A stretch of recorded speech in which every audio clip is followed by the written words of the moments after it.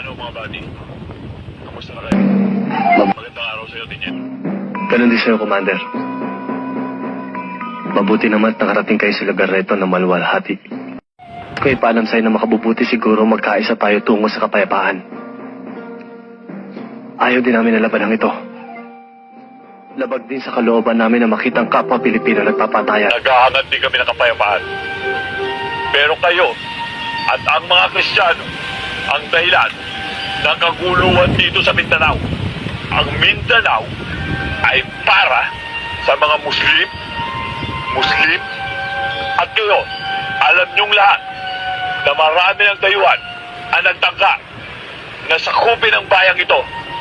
Pero hindi sila nagtagumpay. Ngayon, nakalulungkot na isipin. Kapwa Pilipino pa nagiging kalaban namin mga Muslim. Bakit? Dahil kinakamkam ninyo mga Kristiyano ang lupaing ito. At yan ang aming pinaglalaban. Ang maibalik ang bawat lupang kinamkam ng mga Kristiyano sa mga Muslim. Kayo, ikaw Tiniente, ano ang inyong pinaglalaban? Wala kayong dahilan para tugisin kami para mga hayop sa aming mga sariling lupa. Wala kayong dahilan para patayin kami. Samantalang kami, ano? Nasa amin ang lahat ng dahilan para pagpapatayin kayo. Mga sundalo kami.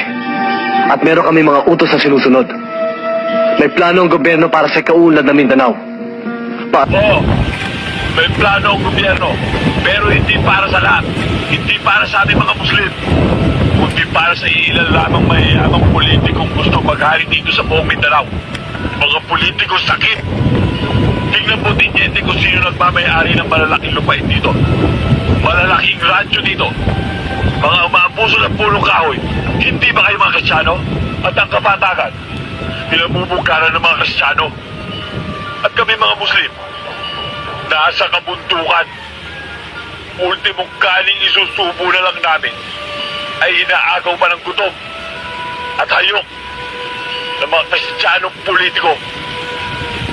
Buddy, hindi ito personal na labanan ng mga Kristiyano at mga Muslim. Ito'y labanan ng mga prinsipyo.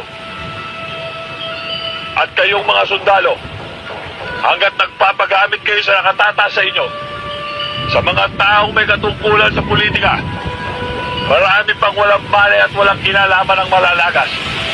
Tiniente, kaya kami buba at pakilahok sa usapang pagkapayapang ito ay upang maparating namin sa gobyerno o anong dahilan kung bakit kami nakikipagdigmaan sa inyo.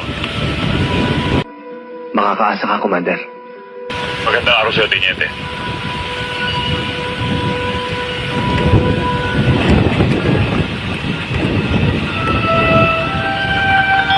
Buddy, tandaan mo, manos na tayo. Sinagip mo ang buhay ng pamangkin ko, tinabla ko ang buhay mo. Pero sa susunod, kung magkakaroon man uli ng digmaan at magkrus ang ating landas,